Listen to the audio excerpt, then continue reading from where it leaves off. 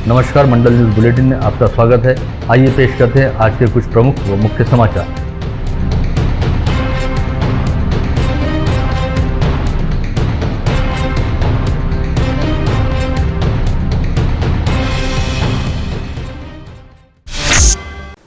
कल शनिवार 19 जून को पूर्व विधायक डॉक्टर सुनील देशमुख आधिकारिक तौर पर कांग्रेस में प्रवेश करने जा रहे हैं, जिसे लेकर उन्होंने गत रोज ही मंडल न्यूज को दिए गए साक्षात्कार में यह बात स्वीकार की थी। इस पर प्रतिक्रिया हेतु संपर्क किए जाने के बाद भारतीय जनता पार्टी के शहराध्यक्ष किरण पातुरकर ने अपने आवास पर मंडल न्यूज के साथ विशेष तौर पर बातचीत करते हुए कहा कि अपने कांग्रेसी संस्कारों व वैचारिक सिद्धांतों का हवाला देते हुए 7 साल भाजपा में रहने के बावजूद दोबारा कांग्रेस में लौटने वाले डॉक्टर सुनील देशमुख वस्तुतः मौका परस्त और सत्ता के लालची हैं। अपनी इसी प्रवृत्ति के चलते उन्होंने किसी समय भारतीय जनता पार्टी में प्रवेश किया था और आज जब राज्य में कांग्रेस का सहभाग रहने वाले गठबंधन की सरकार है तो वे सत्ता की लालच में भारतीय जनता पार्टी छोड़कर कांग्रेस में चले गए हैं। ठीक है, उनको ऐसा लगा कि बहुत ज्यादा अन्याय हो गया तो अपक्ष लड़े, वहां तक ठीक है। 14 में भी अपक्ष ही लड़ना था फिर भारतीय जनता पार्टी में आना कि जिनका कांग्रेस का और भाजपा का कहीं वैचारिक मेल नहीं है जी। फिर आप 7 साल भाजपा में रहे ना भाई, बराबर। भाजपा के प्रदेश के उपाध्यक्ष बने, आप सिंचल महामंडल के उपाध्यक्ष बने, आपके लिए कैबिनेट का दर्जा किया गया, इतना मान सम्मान भारतीय जनता पार्टी ने आपको दिया, फिर आप छोड़ के चले गए। फिर ये कौन सी वैचारिक प्रतिबद्धता, किस वैचारिक प्रतिबद्धता की बात कर रहे हैं सुनील जी? कौन से कांग्रेसी संस्कारों की बात कर रहे हैं? कोई कांग्रेस के संस्कार नहीं और कोई वैचारिक प्रतिबद्धता नहीं, ये सिर्फ एक ही वैचारिक प्रतिबद्धता है, सत्ता। इस बातचीत में भाजपा शहराध्यक्ष किरण पातुरकर ने कहा कि डॉक्टर सुनील देशमुख के भारतीय जनता पार्टी में आने से न तो पार्टी को कोई फायदा हुआ था और न ही उनके जाने से किसी तरह का कोई नुकसान होगा, बल्कि इन 7 वर्षों के दौरान पार्टी द्वारा डॉक्टर सुनील देशमुख का हर तरीके से यथोचित सम्मान किया गया और उन्होंने इस सम्मान का अपमान किया है। पातुरकर के मुताबिक डॉक्टर सुनील देशमुख गिनती के कुछ लोगों को लेकर भारतीय जनता पार्टी में आए थे और उनके जाने पर सभी लोग पार्टी छोड़कर नहीं जाएंगे, क्योंकि अब कई लोग भारतीय जनता पार्टी के साथ समरस हो चुके हैं। 2014 में मोदी जी की लहर पूरे देश में थी और भारतीय जनता पार्टी चुन के आएंगी ये क्लियर था, तो सुनील देशमुख मौका देख के भारतीय जनता पार्टी में आए और आमदार बन गए। पिछले 6 साल से 7 साल से वो भारतीय जनता पार्टी में थे। भारतीय जनता पार्टी के नेताओं ने, गडकरी साहब ने, देवेंद्र फडणवीस साहब ने और हम स्थानिक लोगों ने उनका पूरा मान सम्मान किया, मगर उन्होंने वो पार्टी के प्रदेश उपाध्यक्ष बने, सिंचन महामंडल के उपाध्यक्ष बने, मगर पार्टी को उन्होंने कोई भी फायदा नहीं कराया। पार्टी के संगठनात्मक में काम में वो कभी उन्होंने ये नहीं किया। और जब उन्होंने देखा 19 में भी पार्टी ने उनको टिकट दिया, जैसे ही वो गिर गए और कांग्रेस की सत्ता महाविकास आघाड़ी के रूप में आई, तो 19 के जैसे गिर गए वैसी चर्चा चालू हो गई कि सुनील देशमुख जाने वाले हैं। 1 साल से ये चर्चा चालू थी। उन्होंने भी कबूल किया कि भारतीय जनता पार्टी में मेरे को बहुत मान सम्मान मिला और 1 साल से जाने के लिए वो चर्चा कर रहे थे। यानी 14 में सत्ता आई, सुनील देशमुख पार्टी में आए, 19 में सत्ता गई, सुनील देशमुख पार्टी छोड़ के गए। इसलिए वो सत्ता के साथ रहने की मानसिकता रखते हैं, ना कि वैचारिक प्रतिबद्धता के साथ। उनके आने से भाजपा को कोई फायदा नहीं हुआ और उनके जाने से भाजपा का कोई नुकसान नहीं होगा। साथ ही पातुरकर का यह भी कहना रहा कि यदि डॉक्टर सुनील देशमुख को अपने कांग्रेसी संस्कारों और वैचारिक सिद्धांतों से इतना ही प्यार था तो उन्हें वर्ष 2014 का चुनाव भी बतौर निर्दलीय प्रत्याशी ही लड़ना चाहिए था और भारतीय जनता पार्टी में बिल्कुल भी प्रवेश नहीं करना चाहिए था। इस समय उन्होंने यह भी कहा कि डॉक्टर सुनील देशमुख ने अब तक उन्हें शहराध्यक्ष होने के नाते भारतीय जनता पार्टी छोड़ने के बारे में किसी भी तरह की कोई जानकारी नहीं दी है। साथ ही उन्होंने यह विश्वास भी जताया कि डॉक्टर सुनील देशमुख के पार्टी छोड़कर चले जाने के बावजूद आगामी मनपा चुनाव में मनपा में भारतीय जनता पार्टी की ही सत्ता होगी और भारतीय जनता पार्टी का ही महापौर चुनकर आएगा। तो मेरा ये कहना है कि हमारे 45 नगर सेवक है और महापौर हमारा है। 2022 फरवरी में जो चुनाव होगा उसमें भारतीय जनता पार्टी की ही सत्ता आएंगी और महापौर हमारा ही रहेगा। उनके जाने से भारतीय जनता पार्टी के कारपोरेशन के चुनाव पे कोई असर नहीं होने वाला। अमरावती के पूर्व विधायक डॉक्टर सुनील देशमुख के दोबारा कांग्रेस में लौटने की वजह से अमरावती की मौजूदा विधायक सुलभा खोड़के को किसी भी तरह की कोई तकलीफ नहीं होने दी जाएगी, बल्कि डॉक्टर देशमुख को पार्टी में शामिल करते हुए उनके लिए अलग से कोई विचार किया जाएगा, जिसके तहत डॉक्टर देशमुख को संगठन में कोई जिम्मेदारी सौंपी जाएगी। इस आशय का प्रतिपादन कांग्रेस के प्रदेशाध्यक्ष नाना पटोले द्वारा किया गया है। डॉक्टर देशमुख की कांग्रेस में होने जा रही वापसी को लेकर अमरावती में होने वाले संभावित राजनीतिक उलटफेर के संदर्भ में मंडल न्यूज द्वारा बातचीत हेतु संपर्क किए जाने पर पार्टी प्रदेशाध्यक्ष नाना पटोले ने कहा कि डॉक्टर सुनील देशमुख के पास कांग्रेस संगठन में काम करने का प्रदीर्घ अनुभव है और किसी समय मुकुल वासनिक जैसे नेताओं ने डॉक्टर देशमुख के नेतृत्व में काम किया है। ऐसे में उनके इस अनुभव का संगठन में लाभ उठाया जाएगा ताकि प्रादेशिक स्तर पर संगठन को मजबूत किया जा सके। इसके साथ ही इस बात का भी विशेष तौर पर ध्यान रखा जाएगा कि अमरावती में किसी भी तरह से अंतरकलह व गुटबाजी की स्थिति पैदा न हो, बल्कि सभी लोग एक साथ मिलकर काम करें। अतः सभी ने इसे लेकर निश्चिंत रहना चाहिए। पटोले ने अप्रत्यक्ष रूप से संकेत दिए हैं कि अमरावती विधानसभा सीट पर आगामी विधानसभा चुनाव में मौजूदा विधायक सुलभा खोड़के को ही पार्टी द्वारा उम्मीदवारी दी जाएगी। इसका दूसरा मतलब यह निकलता है कि डॉक्टर सुनील देशमुख के साथ कांग्रेस प्रवेश हेतु फिलहाल विधानसभा चुनाव में उम्मीदवारी की कोई शर्त तय नहीं की गई है। पटोले ने यही बयान कल भी कुछ अन्य प्रसार माध्यमों को दिया था।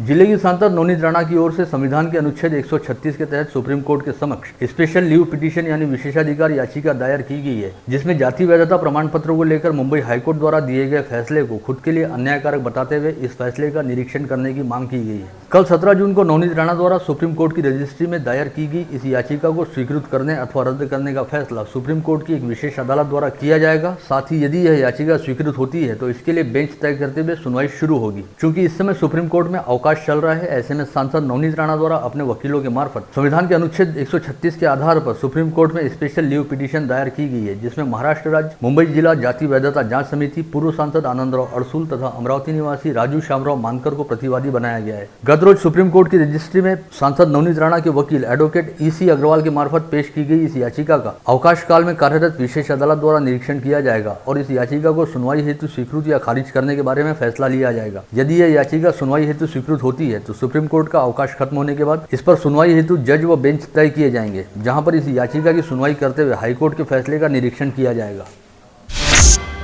सांसद नवनीत राणा की जाति प्रमाण पत्र को लेकर हाईकोर्ट का फैसला आने के दूसरे ही दिन पूर्व सांसद आनंदराव अड़सूल द्वारा सुप्रीम कोर्ट में ऑनलाइन पद्धति से कैवेट दाखिल कर दिया गया था, ताकि यदि हाईकोर्ट के फैसले के खिलाफ सांसद नवनीत राणा सुप्रीम कोर्ट पहुंचती है तो सुप्रीम कोर्ट द्वारा अड़सूल के पक्ष को भी सुना जाए। पूर्व सांसद आनंदराव अड़सूल द्वारा अपने वकील एडवोकेट किशन सिंह चौहान के जरिए यह कैवेट दाखिल किया गया था। ऐसे में अब यदि यह याचिका सुनवाई के लिए स्वीकृत होती है तो सुप्रीम कोर्ट द्वारा इसकी इत्तला पूर्व सांसद आनंदराव अड़सूल को दी जाएगी। साथ ही अदालत द्वारा याचिका के साथ दाखिल किए गए सभी दस्तावेजों की जांच की जाएगी और दस्तावेजों की पूर्तता पूर्ण रहने पर मामले की सुनवाई शुरू की जाएगी, जिसमें दोनों पक्षों का युक्तिवाद सुनते हुए इस मामले में फैसला सुनाया जाएगा। यदि अदालत द्वारा सुनवाई पश्चात सांसद नवनीत राणा को हाईकोर्ट के आदेश पर स्थगनादेश दिया जाता है, तब सांसद राणा को इस मामले में कुछ राहत मिल सकती है और यदि कहीं ऊपरी अदालत ने स्थगनादेश देने से मना कर दिया तो उनकी मुश्किलें बढ़ सकती हैं। कानूनी क्षेत्र की जानकारों के मुताबिक इस मामले की सुनवाई की पहली तारीख पर ही सारी बातें स्पष्ट हो जाएंगी। ऐसे में अब सभी की निगाहें सांसद नवनीत राणा की ओर से दायर की गई स्पेशल लीव पिटीशन खारिज होती है अथवा इसे सुनवाई के लिए स्वीकार किया जाता है, इस ओर लगी हुई हैं।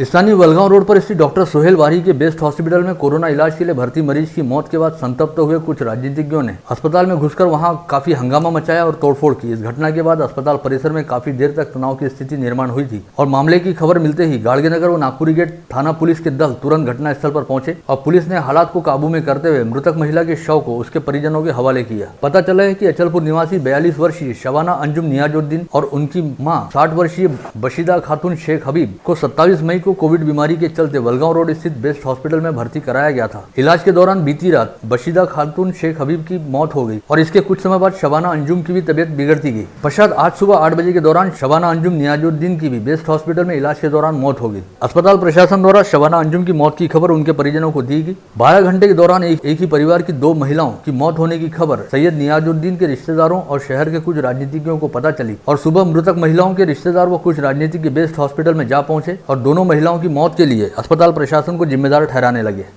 शाम के टाइम में चेस्ट फिजिशियन आके देख रहे हैं, वो 4 घंटे रह रहे हैं। दोपहर के टाइम में भी एक एमडी डॉक्टर आते हैं, लेकिन अल्टरनेटेड आते हैं, वो देख के जा रहे हैं। ऐसा कैसे पर अनएजुकेटेड रखेंगे अपन? सर ये बताइए, उनके सारे आरोप निराधार है क्या? आपको बदनाम करने? मैं सिर्फ यही चाह रहा हूँ, क्योंकि अभी ये मौके का फ़ायदा उठाना चाह रहे हैं। जो चंद लीडर लोग हैं, ये मौके का फ़ायदा उठाना चाह रहे हैं और ये जो वो आरोप लगा रहे हैं वो निराधार है। बदनाम करने की कोशिश कर रहे बदनाम हैं। करने की कोशिश है किस भी तरह से, क्योंकि बहुत दिनों से मैं इनकी कुछ सुन नहीं रहा था। सोशल वर्कर आते थे, चलो ठीक है पेशेंट का ये होता था, लेकिन अब उनको मौका मिल रहा तो कैसा ना कैसा उसको भूल दे, बस यही है। और ये सारे इल्ज़ाम निराधार है। तो सर आपकी एसोसिएशन अगर कुछ देखो इसके ऊपर मैं एसोसिएशन में भी बात जाएंगी। एसोसिएशन में मैं बात रखूंगा ये चीज़ें, क्योंकि ये आज हो रहा है मेरे साथ नहीं, अभी अमरावती में बहुत सारे हॉस्पिटलों में ये चीज़ें हुई है।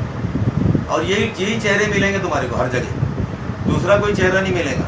यही चेहरे जो आज है, यही चेहरे तुमको हर जगह मिलेंगे। तो आप उसमें से समझ जाओ कि ये चाहते क्या, सोसाइटी की भलाई चाहते हैं कि सोसाइटी को बदनाम करना चाहते हैं। कल गुरुवार 17 जून की शाम 7:30 बजे के दौरान एक अज्ञात व्यक्ति ने परतवाड़ा के वर्तमान नगर सेवक व पूर्व नगराध्यक्ष लल्लू महाराज दीक्षित उर्फ कल्लू महाराज को जान से मारने की धमकी दी। फोन करने वाले ने खुद का नाम लल्ला ठाकुर बताया है। हमेशा की तरह लल्लू प्रसाद दीक्षित अपना नगर पालिका का कामकाज निपटाकर बुंदेलपुरा स्थित अपने निवास पर पहुंचे थे, तभी अचानक उनके मोबाइल की घंटी बजी और फोन करने वाले व्यक्ति ने उन्हें फोन पर जान से मारने की धमकी देने के साथ ही गंदी गालियां भी दी। जिसके बाद कल्लू महाराज द्वारा इस मामले को लेकर पुलिस स्टेशन में शिकायत दर्ज कराई गई। पुलिस द्वारा की गई जांच में पता चला है कि किसी पांडे नामक व्यक्ति के मोबाइल से यह फोन किया गया था, जो परतवाड़ा के ही कैकाड़ीपुरा परिसर का निवासी है। ऐसे में पुलिस द्वारा पांडे नामक व्यक्ति की तलाश की जा रही है। मनपा के विश्वरत्न डॉक्टर बाबा साहब अम्बेडकर सभागृह में शुक्रवार को वीडियो कॉन्फ्रेंसिंग के जरिए सर्वसाधारण सभा का आयोजन किया गया। इस सभा में पिछली सभाओं का लेखा जोखा प्रस्तुत किया गया। आम सभा में महापौर चेतन गावंडे, उप महापौर कुसुम साहू, मनपा आयुक्त प्रशांत रोडे व नगर सचिव मदन तांबेकर प्रमुखता से उपस्थित थे। आम सभा की शुरुआत में सभी सदस्यों ने शौचालय के मुद्दे को प्राथमिकता से उठाया। करीब 2.5 घंटे तक शौचालय के मुद्दे को लेकर आम सभा गरमाई रही और सभी सदस्यों ने शौचालय मसले की निष्पक्ष जाँच करने की मांग सदन के सामने रखी। सदस्यों का आरोप है कि मनपा के इतिहास में 2,34,00,000 रुपए के शौचालय निर्माण का घोटाला हुआ। इस मामले को लेकर अब तक दोषी कौन है यही साफ नहीं हो पाया। वहीं जो अधिकारी संबंधित फाइल पर अपने हस्ताक्षर नहीं होने का दावा कर रहे हैं, उनकी भी जांच अब तक मनपा द्वारा नहीं की गई। इस हंगामे के बाद संबंधित अधिकारियों के हस्ताक्षरों की एक्सपर्ट के जरिए जांच कराने का निर्णय मनपा द्वारा लिया गया है। इस समय मनपा को करोड़ों रुपए का चूना लगाने वाले आरोपियों से मनपा के पैसों की रिकवरी करने की मांग भी उठाई गई।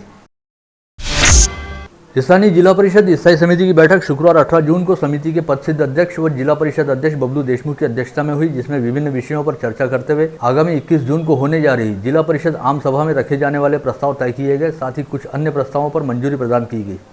विगत आर्थिक वर्ष के दौरान मेलघाट आरोग्य निधि के 40 लाख रुपए अखर्चित रहने की वजह से सरकारी तिजोरी में वापस चले गए। इसे लेकर संबंधित अधिकारियों से स्थायी समिति की सभा में पूछताछ की गई। वहीं गौण खनिज की ढुलाई से खराब हुए रास्तों की दुरुस्ती हेतु जिला परिषद द्वारा 32 करोड़ रुपए का प्रस्ताव तैयार कर जिलाधीश कार्यालय को भेजने का निर्णय लिया गया। साथ ही जिले की 14 तहसीलों में घरकुल योजना के तहत जिन लाभार्थियों के नाम छूट गए हैं, उन्हें इस योजना में शामिल करते हुए आगामी 1 माह के भीतर घरकुल लाभार्थियों के नाम ऑनलाइन अपडेट करने और लाभार्थियों को मालकी अधिकार प्रदान करने का निर्देश भी जिला परिषद अध्यक्ष व स्थायी समिति सभापति बबलू देशमुख द्वारा जारी किया गया। इसके अलावा जिला परिषद की शालार सेवा में रहने वाले शिक्षकों का वेतन सीएमपी प्रणाली के तहत ऑनलाइन करने के प्रस्ताव पर भी इस बैठक में विचार विमर्श किया गया, जिसके लिए 10 लोगों की समिति गठित की गई है, जो आगामी मंगलवार से संभाग की अन्य जिला परिषदों का दौरा करते हुए अपनी रिपोर्ट तैयार करेगी, जिसके बाद शिक्षकों को सीएमपी प्रणाली के तहत ऑनलाइन पेमेंट देने के बारे में विचार विमर्श किया जाएगा। जिला परिषद के अख्तियार में रहने वाले विभिन्न विभागों के कार्यालयों में कोविड प्रतिबंधात्मक उपाय योजनाओं के तहत भीड़भाड़ को मर्यादित रखा गया था और सीमित संख्या में अधिकारियों व कर्मचारियों को उपस्थित रहने हेतु कहा गया था। लेकिन अब जिलाधीश द्वारा 15 जून को जारी की गई अधिसूचना के मुताबिक कई प्रतिबंधों को शिथिल कर दिया गया है और सभी कार्यालयों में 100% उपस्थिति को अनिवार्य किया गया है। लेकिन इसके बावजूद मिनी मंत्रालय कहे जाते जिला परिषद के कई विभागों में कर्मचारियों की उपस्थिति बेहद कम है। यह बात ध्यान में आते ही जिला परिषद के मुख्य कार्यपालन अधिकारी अविशांत पंडा ने आदेश जारी किया है कि सभी विभागों में पूरी क्षमता के साथ काम किया जाना चाहिए और यदि कोई भी अधिकारी या कर्मचारी बिना अनुमति के गैर हाजिर रहता है तो उसके खिलाफ कानूनी व दंडात्मक कार्रवाई की जाएगी। कोविड संक्रमण के खतरे को देखते हुए विगत 1 वर्ष से अमरावती रेलवे स्टेशन से छूटने वाली अमरावती मुंबई व अमरावती सूरत ट्रेन बंद पड़ी है, जबकि इस दौरान अनलॉक की प्रक्रिया के तहत कई रूट पर रेलगाड़ियों का परिचालन शुरू किया गया है। ऐसे में इन दोनों रेलगाड़ियों को भी जल्द से जल्द शुरू करने की मांग स्थानीय रेल यात्रियों द्वारा की जा रही थी। वहीं अब कोविड संक्रमण के हालात काफी हद तक नियंत्रित होने के बाद आगामी 1 जुलाई से अमरावती मुंबई एक्सप्रेस व 3 जुलाई से अमरावती सूरत फास्ट पैसेंजर को शुरू किए जाने के संकेत मिले हैं। साथ ही इन दोनों रेलगाड़ियों में अग्रिम आरक्षण देना भी शुरू किया गया है। कक्षा 10वीं के विद्यार्थियों को इससे पहले उत्तीर्ण की गई सरकारी एलिमेंट्री व इंटरमीडिएट ड्राइंग ग्रेड परीक्षा के अतिरिक्त अंक मिलेंगे। कक्षा 10वीं के विद्यार्थियों को इस परीक्षा के अंक मिलने हेतु महाराष्ट्र राज्य कलाध्यापक संघ महामंडल ने सरकार के समक्ष सतत प्रयास किए और सरकार द्वारा लिए गए निर्णय के चलते अब कक्षा 10वीं के विद्यार्थियों को काफी राहत मिलेगी। कोविड संक्रमण काल के दौरान लोगों के सुप्त कला गुणों को मंच प्रदान करने हेतु ब्लिस इवेंट मैनेजमेंट कंपनी द्वारा एक के बाद एक लगातार ऑनलाइन तरीके से विभिन्न कार्यक्रम आयोजित किए जा रहे हैं। इसके तहत अब तक ऑनलाइन फैमिली डांस स्पर्धा व सोलो डांस स्पर्धा ली जा चुकी है। वहीं अब online retro fashion show competition का आयोजन किया जा रहा है, जिसमें आगामी 30 जून तक प्रतिभागियों द्वारा अपने वीडियो और फोटो व्हाट्सएप के जरिए भेजे जा सकते हैं। वर्ष 1984 में स्थापित हुए डॉक्टर पंजाबराव देशमुख स्मृति मेडिकल कॉलेज से उत्तीर्ण कई विद्यार्थियों ने वैद्यकीय सहित शैक्षणिक व सामाजिक क्षेत्र में उल्लेखनीय कार्य किया है। साथ ही पूर्व विद्यार्थी संघ के जरिए महाविद्यालय के सभी भूतपूर्व छात्र छात्राएं आज भी अपने कॉलेज के साथ जुड़े हुए हैं और जीवन में सफलता हासिल करने के साथ साथ प्रतिवर्ष अपने महाविद्यालय को किसी न किसी रूप में सहायता उपलब्ध कराते हैं। इसी परंपरा के तहत महाविद्यालय के पूर्व विद्यार्थी संघ के सदस्यों द्वारा अपने कॉलेज को करीब 4,21,000 रुपये मूल्य के वैद्यकीय उपकरण प्रदान किए गए, जिसमें म्यूकोरमाइकोसिस से संक्रमित मरीजों की नाक की शल्य क्रिया में प्रयुक्त होने वाली कार्ल स्टोर्स कंपनी की दूरबीन, कैमरा व एलईडी लाइट सहित विभिन्न साहित्य का समावेश रहा। पूर्व विद्यार्थी संघ की अध्यक्षा डॉक्टर आभा लाहौटी व सचिव डॉक्टर नीरज मुर्के ने कई पूर्व विद्यार्थियों की उपस्थिति में यह तमाम साहित्य महाविद्यालय के अधिष्ठाता डॉक्टर एटी देशमुख को प्रदान किया गया। साथ ही इस समय डॉक्टर देशमुख का पूर्व विद्यार्थी संघ द्वारा भावपूर्ण सत्कार किया गया। Institute of chartered accountants of India से संलग्नित अमरावती सीए ब्रांच तथा स्थानीय श्रीमती केशरबाई लाहौटी महाविद्यालय द्वारा संयुक्त रूप से आयोजित उपक्रम के तहत कॉलेज के 36 कॉमर्स विद्यार्थियों को रोजगार उपलब्ध कराया गया है। लॉकडाउन काल के दौरान रोजगार मिलने से सभी छात्र छात्राएं बेहद उत्साहित हैं। अमरावती सीए ब्रांच के अध्यक्ष सीए सुनील अग्रवाल व उपाध्यक्ष सीए पवन जाजू तथा कॉलेज के प्राचार्य विजय कुमार भांगड़िया व प्राध्यापिका सोनल चांडक के मार्गदर्शन से इस उपक्रम का आयोजन किया गया था। इस समय सीए पवन जाजू ने कहा कि आगे चलकर अन्य सभी वाणिज्य महाविद्यालयों में भी ऐसे उपक्रम चलाए जाएंगे। स्थानीय जिला वकील संघ द्वारा जिला व सत्र न्यायालय में काम करने वाले सभी वकीलों के लिए कोविड प्रतिबंधात्मक शिविर का आयोजन किया गया था, जिसमें बार एसोसिएशन के सदस्य रहने वाले सभी वकीलों ने शामिल होकर कोविड प्रतिबंधात्मक वैक्सीन का टीका लगाया। इस समय राष्ट्रवादी कांग्रेस पार्टी के प्रदेश उपाध्यक्ष संजय खोड़के ने इस शिविर को सदिच्छा भेंट दी। जिले में शुक्रवार को 72 नागरिकों की कोविड टेस्ट रिपोर्ट पॉजिटिव आई। वहीं 3 कोविड संक्रमितों की मौत हुई, जिनमें अमरावती मनपा क्षेत्र के 2 व ग्रामीण क्षेत्र के 1 मरीज का समावेश रहा। स्वास्थ्य प्रशासन की ओर से जारी आंकड़ों के मुताबिक जिले में अब कुल संक्रमितों की संख्या बढ़कर 95,554 पर जा पहुंची है। वहीं जिले में कोरोना मृतकों की संख्या बढ़कर 1,539 पर पहुंच गई है। इसके अलावा शुक्रवार को जिले के कोविड अस्पतालों से 201 मरीजों को कोविड मुक्त हो जाने के चलते डिस्चार्ज दिया गया। जिले में अब तक कुल 92,894 संक्रमित मरीज कोविड मुक्त हो चुके हैं। इस समय जिले में कुल एक्टिव पॉजिटिव मरीजों की संख्या 1021 है, जिनमें मनपा क्षेत्र के 229 तथा ग्रामीण क्षेत्र के 792 मरीजों का समावेश है, जिनमें से इस समय 355 मरीजों का विभिन्न कोविड अस्पतालों में इलाज चल रहा है। साथ ही मनपा क्षेत्र में 65 तथा ग्रामीण क्षेत्र में 601 मरीज होम आइसोलेशन में रखे गए हैं। बीते 24 घंटे के दौरान 4,935 नागरिकों की कोविड टेस्ट की गई, जिसमें से केवल 1.45% लोगों की टेस्ट रिपोर्ट पॉजिटिव आई। वहीं इस समय कोविड संक्रमित मरीजों के कोविड मुक्त होने का प्रमाण बढ़कर 97.32% पर पहुंच गया है। विगत कुछ दिनों से पॉजिटिविटी रेट में लगातार कमी आ रही है और रिकवरी रेट में लगातार इजाफा हो रहा है। इसे एक तरह से अमरावती जिले के लिए काफी राहत वाली स्थिति कहा जा सकता है। वहीं शुक्रवार को समूचे संभाग में 189 नए संक्रमित मरीज पाए गए, जिनमें अकोला के 43, यवतमाल के 14, बुल्ढाना के 35 व वाशिम के 25 मरीजों का समावेश रहा। साथ ही शुक्रवार को संभाग में 460 मरीज कोविड मुक्त हुए, जिनमें अकोला के 64, यवतमाल के 69, बुल्ढाना के 48 व वाशिम के 78 नागरिक शामिल हैं। संभाग में अब तक 4,53,378 कोविड संक्रमित मरीज पाए जा चुके हैं, जिसमें से 4,45,726 मरीज कोविड मुक्त हो चुके हैं। वहीं कोविड संक्रमण के चलते संभाग में अब तक 5,495 लोगों की मौत हुई है, जिनमें अकोला के 1,118, यवतमाल के 1,786, बुल्ढाना के 653 तथा वाशिम के 399 मरीजों का समावेश है। जिले में जारी कोविड प्रतिबंधात्मक टीकाकरण अभियान के तहत गत रोज जिले के 52 टीकाकरण केंद्रों पर कुल 2,072 लोगों ने कोविड प्रतिबंधात्मक वैक्सीन लगवाई। इसमें से 1,525 ने पहला तथा 547 नागरिकों ने दूसरा प्रतिबंधात्मक डोज लगाया। ऐसे में वैक्सीन प्राप्त करने वाले लाभार्थियों की संख्या अमरावती जिले में 5,50,801 पर जा पहुंची है, जिसमें से 4,11,787 ने पहला व 1,39,014 ने पहले डोज के बाद दूसरा डोज लगाया है। सबसे खास बात यह रही कि विगत 15 दिनों के भीतर 50,000 से अधिक लाभार्थियों को कोविड प्रतिबंधात्मक वैक्सीन लगाई जा चुकी है। जिले के कुल 45 सरकारी व निजी कोविड अस्पतालों तथा कोविड हेल्थ केयर सेंटरों में कोरोना संक्रमित मरीजों को भर्ती करने हेतु 2,350 बेड की व्यवस्था उपलब्ध कराई गई, जिसमें से इस समय केवल 259 बेड पर ही कोविड संक्रमित मरीजों को भर्ती रखा गया है और 2,091 बेड रिक्त पड़े हैं। विगत कुछ दिनों से कोविड अस्पतालों में भर्ती मरीजों की तुलना में यहाँ पर रिक्त रहने वाले बेड की संख्या लगातार अधिक दिखाई दे रही है। साथ ही विगत कुछ दिनों से जिले के कई कोविड अस्पताल पूरी तरह से खाली पड़े हैं और इस समय यहाँ पर एक भी कोविड संक्रमित मरीज भर्ती नहीं है। मृग नक्षत्र शुरू होते ही जिले के प्रकल्पों को झमाझम बारिश का इंतजार होता है। जिले के अपर वर्धा व मध्यम प्रकल्पों सहित लघु प्रकल्पों में इस समय पर्याप्त जल भंडार है। विगत सप्ताह हुई झमाझम बारिश के चलते लघु प्रकल्प में शामिल रहने वाले धनोडी स्थित निम्न वर्धा प्रकल्प में 50% से अधिक जल भंडार जमा होने के चलते इस प्रकल्प से जल छोड़ने के निर्देश सहायक अभियंता द्वारा दिए गए। ऐसे में अगले 72 घंटों में इस प्रकल्प के द्वार खोलकर पानी छोड़ा जाएगा, जिसके मद्देनजर नदी किनारे रहने वाले सभी लोगों को सतर्क कर दिया गया है।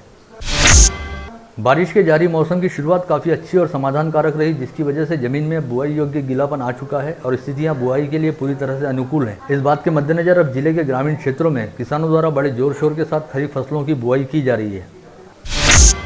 भारतीय दलित आदिवासी पैंथर सेना द्वारा जिलाधीश शैलेश नवाल को सौंपे गए निवेदन में कहा गया कि इस समय हर कोई कोविड वायरस के संक्रमण और लॉकडाउन की वजह से काफ़ी परेशान है और लोगों की आय व रोजगार प्रभावित हुए हैं। ऐसे दौर में भी निजी बैंकों और फाइनेंस कंपनियों द्वारा ग्राहकों से जबरन कर्ज वसूली की जा रही है और ग्राहकों को मानसिक रूप से प्रताड़ित करते हुए उन्हें धमकाया जा रहा है, जिस पर तुरंत रोक लगाई जानी चाहिए। ऑल इंडिया मजलिस-ए इत्तेहादुल मुस्लिमीन द्वारा जिलाधीश के मार्फत केंद्रीय पेट्रोलियम मंत्री के सचिव तथा राज्य बिक्री कर विभाग के सचिव के नाम भेजे गए पत्र में कहा गया है कि मौजूदा हालात में पेट्रोल व डीजल का समावेश जीवनावश्यक वस्तुओं में होता है, जिस पर केंद्र एवं राज्य सरकार द्वारा विभिन्न करों के रूप में काफी अधिक शुल्क वसूला जाता है, जिसकी वजह से पेट्रोल एवं डीजल की दरें इस समय आसमान छू रही हैं। ऐसे में दोनों सरकारों द्वारा करों में तत्काल कमी करते हुए पेट्रोल व डीजल की दरों में 25% की कटौती की जानी चाहिए। शहर के MIDC परिसर स्थित नारायणा विद्यालय में पढ़ने वाले छात्रों को ऑनलाइन पढ़ाई से वंचित रखे जाने पर गुस्साए पालकों ने नारायणा विद्यालय के परिसर में जमकर हंगामा मचाया। साथ ही राजापेट पुलिस थाना पहुंचकर शिकायत दर्ज कराते हुए मामले की जांच कर कार्रवाई करने की मांग की गई। तो उन्होंने कहा था कि जब तक पेरेंट्स फीस नहीं भरेंगे बच्चों की पूरी तरह से, तब तक हम लिंक ज्वाइन नहीं करेंगे इसकी। इस कारण से हमने फिर वहाँ पर सर को समझाया कि भाई पैनिक पीरियड है, लॉकडाउन का समय है, कुछ पेरेंट्स भर सकते, कुछ नहीं भर सकते। बेलेगर सर कुछ सुनने को तैयार ही नहीं थे। जब तक पेरेंट्स पूरी तरीके से फीस नहीं भरेंगे तब तक हम लिंक उसके अलाउ करेंगे। उसकी तकरार करने के लिए फिर हम लोग यहाँ तक पहुँचे। तो उन्होंने सीधा बोला कि जब तक के तुम फीस नहीं भरेंगे तब तक के हम लिंक नहीं भेजेंगे। और उन्होंने तो हम सबको बच्चों को महानगर पालिका के स्कूल में पढ़ाओ ऐसा सुझाव भी दे दिया। तो उसके ऊपर फिर पेरेंट्स थोड़े से तनाव में आ गए, उनसे थोड़ी सी ऊंची आवाज़ में बात किया। तो फिर हमने उनको बोला कि तुम हमको कुछ भी मत दो, हमको सिर्फ लिख के दो कि भाई तुम जो बोल रहे हैं कि भाई फी भरेंगे तो लिंक आएंगे। हमने बोला तुम लिख के दे दो, हम वैसा कर देंगे।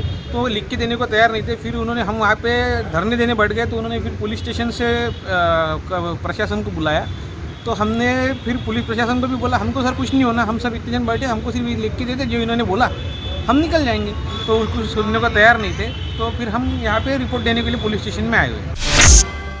कुछ ही माह बाद गणेशोत्सव का पर्व आएगा और प्रतिवर्ष मिट्टी से बनी गणेश मूर्ति की तुलना में प्लास्टर ऑफ पेरिस से बनी मूर्तियों की बिक्री काफी अधिक पैमाने पर होती है। जबकि केंद्रीय प्रदूषण नियंत्रण बोर्ड के निर्देश पर राज्य सरकार ने POP से बनी मूर्तियों पर पाबंदी लगाई है। ऐसे में कुम्हार मिट्टी कला सुधार समिति की ओर से जिलाधीश को इस बारे में निवेदन सौंपते हुए कहा गया कि POP गणेश मूर्ति बनाने वाले लोगों पर तुरंत पाबंदी लगाई जाए। अकोला जिले के तेल्हारा तहसील निवासी तथा UPSC की परीक्षा में उत्तीर्ण होकर इंटरव्यू के लिए पात्र साबित हुए देवानंद तेलगोटे पर इस समय हैदराबाद में इलाज जारी है और इलाज के दौरान उसके फेफड़े को ऑपरेशन करना जरूरी बताया गया है। साथ ही हार्ट ट्रांसप्लांट करने के लिए एक बार फिर 1 करोड़ रुपए की मदद की जरूरत है। ऐसे में देवानंद तेलगोटे के परिजनों ने समाज के आगे हाथ फैलाकर सहायता देने का आह्वान किया है। प्रति 4 वर्ष बाद बाघों की गणना की जाती है और आगामी वर्ष 2022 में समूचे देश में व्याघ्र गणना होगी, जिसके लिए 4 चरण निश्चित किए गए हैं और व्याघ्र गणना का टाइम टेबल भी घोषित किया गया है। जून 2021 से जुलाई 2022 के बीच व्याघ्र गणना की जाएगी, ऐसी जानकारी वन विभाग द्वारा दी गई है। वरुड़ तहसील के आमनेर गांव में 28 वर्षीय विवाहित महिला के साथ दुष्कर्म किए जाने की घटना सामने आई है और महिला की शिकायत पर वरुड़ पुलिस ने दुष्कर्म का मामला दर्ज किया है। शिकायत के मुताबिक विवाहिता की मां और उसका भाई उसके बेटे को लेकर अस्पताल गए हुए थे। तभी मौका पाकर विवाहिता के ममेरे भाई शरीफ शेख जलील ने घर में प्रवेश किया और विवाहिता को धमकाते हुए उसके साथ दुष्कर्म किया। पश्चात वहां से भाग निकला। जिले में पिछले कुछ दिनों से दुपहिया मोटरसाइकिल चोरी की घटनाओं में जमकर इजाफा हुआ है और ऐसे में जिला ग्रामीण पुलिस अधीक्षक ने सभी पुलिस थानों को मोटरसाइकिल चोरी के मामलों का पता लगाने का निर्देश दिया है। जिसके बाद चांदूर बाजार, ब्राह्मणवाड़ा, थड़ी और सिरजगांव कस्बा पुलिस की ओर से दुपहिया चोरों के खिलाफ संयुक्त अभियान चलाया गया और 7 आरोपियों को गिरफ्तार करते हुए उनके पास से चोरी की 29 दुपहिया वाहन जब्त किए गए, जिनका बाजार मूल्य 20,30,000 रुपये बताया गया है। जिले के लगभग 6 लाख किसानों, शिक्षकों व अन्य खातेदारों की अपनी बैंक के रूप में परिचित रहने वाली अमरावती जिला मध्यवर्ती सहकारी बैंक के कर्मचारियों पर अपराध दर्ज होने के बाद बैंक के तत्कालीन CEO JC राठौड़ समेत कुल 5 अधिकारियों व कर्मचारियों में से 3 अधिकारियों के सेवानिवृत्ति के बाद कुल लाभ रोके गए हैं। नांदगांवपेट पुलिस थाना क्षेत्र अंतर्गत आने वाले पिंपल विहिर गांव में रहने वाले सीआरपीएफ जवान की चलती ट्रेन में संदेहास्पद मौत हो गई। इस जवान की लाश वारंगल रेलवे मार्ग पर मिली है। यह मामला कल गुरुवार की सुबह प्रकाश में आया और मृतक की शिनाख्त पिंपल विहिर गांव निवासी मुकुंद बाबाराव ठाकरे के तौर पर हुई है। फ्रेजरपुरा पुलिस थाना क्षेत्र अंतर्गत एक तेज रफ्तार पिकअप वाहन व कार में आमने सामने हुई भिड़ंत में दोनों वाहनों के चालकों समेत 3 लोग घायल हो गए। गाड़गेनगर निवासी यश बोरखड़े और उसके मित्र सहित पिकअप वाहन चालक सूरज कानपुरिया का घायलों में समावेश है, जो पुलगांव निवासी बताया गया है। यह हादसा पोहरा मार्ग पर वाघा में मंदिर के सामने घटित हुआ। गत रोज यवतमाल जिला निवासी एक महिला ने अपनी पुश्तैनी जमीन के मालिकाना हक को लेकर विभागीय आयुक्त कार्यालय के सामने आत्मदाह करने का प्रयास किया था, जिसे पुलिस द्वारा विफल किया गया। इस महिला को तत्काल गाड़गेनगर थाने में लाया गया और उसके खिलाफ आवश्यक कार्रवाई की गई। नांदगांवपेट पुलिस स्टेशन अंतर्गत राहट गांव के पास होटल गौरी इन के निकट कल रात अपराध शाखा की टीम ने रेत से भरे 4 टिप्पर पकड़े, जिनमें क्षमता से ज्यादा रेत रहने के कारण पुलिस ने इन सभी टिप्परों को नांदगांवपेट पुलिस थाने में जमा कराया है। आप देख रहे थे मंडल न्यूज बुलेटिन। हमारे चैनल को लाइक करें, शेयर करें और हाँ, सब्सक्राइब करना ना भूलें। कल होगी आपसे फिर मुलाकात, तब तक के लिए धन्यवाद।